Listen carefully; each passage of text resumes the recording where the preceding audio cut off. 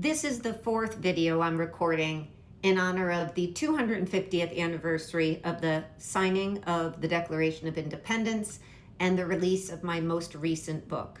If you haven't had a chance to listen to the first three videos, I invite you to do that as they do build on each other.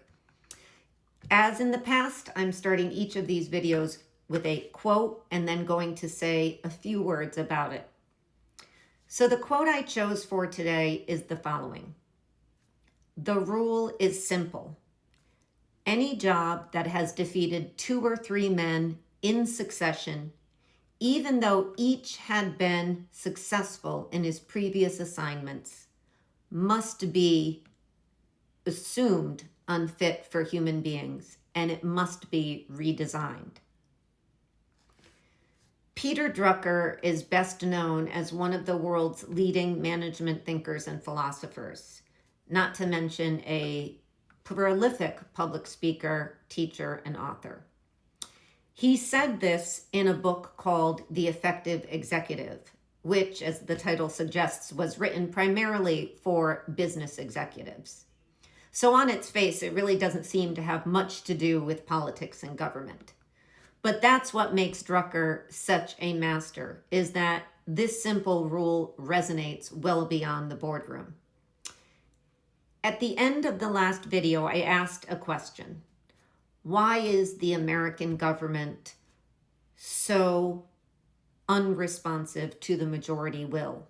Why is change, progress, and reform so difficult in the American system? When you ask most people that question today, when you ask anybody on the street, what's wrong with the American government today?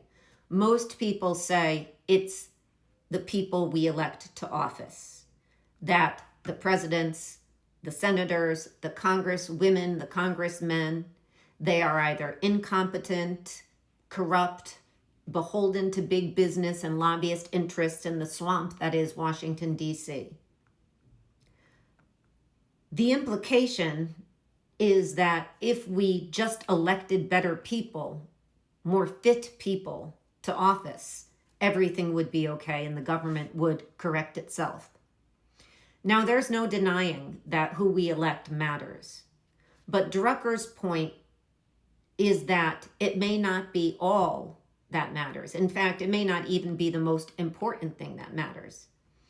In the context of business, he's arguing that the rule is a cautionary note, that in business, there's a tendency when an institution, a business, an organization flounders, the tendency is to blame those in charge, the CEO, the CFO, the members of the board, and to suggest that if we just replace them, all the ills that have befallen this organization will be corrected. He finds, however, that this is simply not the case. That, in fact, it may not be enough, and it may not, in fact, do anything to merely replace those in charge. That more often than not, the problem is not the people, but the office and the organization itself that needs to be redesigned. And when we apply this to the American political structure, to the governmental systems, we can see the same tendency at work. It may almost be a natural tendency of human beings that when something goes wrong in our government, we tend to blame those in charge, those that we elected. And at the next election cycle, we argue for draining the swamp. We argue for replacing them. We argue for throwing the bums out, with the supposition being that if and when we do that, everything will be corrected. But time after time, election cycle after election cycle, as you see, the replacement of individuals is doing very little to solve the problem. It's really incumbent on all of us to look and see if there's something else going on. And perhaps that something else going on in a governmental system is the same thing going on in a business context. Which is that it's not the individuals we need to throw out or replace, but that we need to rethink the governmental structure, the organization, and the office itself. In order to do this requires upstreaming. And upstreaming is a concept that comes from health policy or public policy regarding health. In the classic upstream parable, which you may be familiar with, there are two people sitting on a riverbed and they are having a picnic and they hear a child drowning in the river. One of them jumps in the river and pulls the child out. And just as she pulls the child out, another child begins crying and screaming in the river to be saved. And the other friend goes in to rescue that child. And just as the friend pulls the other drowning child out, another child screams and is drowning. And in goes the first friend, and so on and so forth. They are pulling drowning children out of the river. When at some point, one of the friends runs upstream and the other friend screams after them, "Where the hell are you going?" And they say, "To see who keeps throwing these children in the river."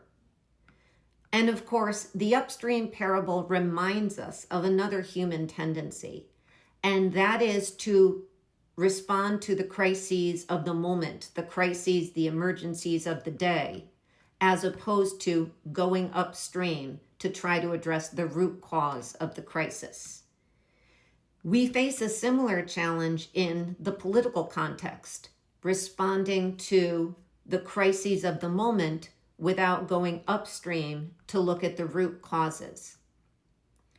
And so to think about it in the context that Drucker talks about, it's not enough to replace the people in charge of government, but rather to look upstream at the root causes of the structure of the system in which they're operating.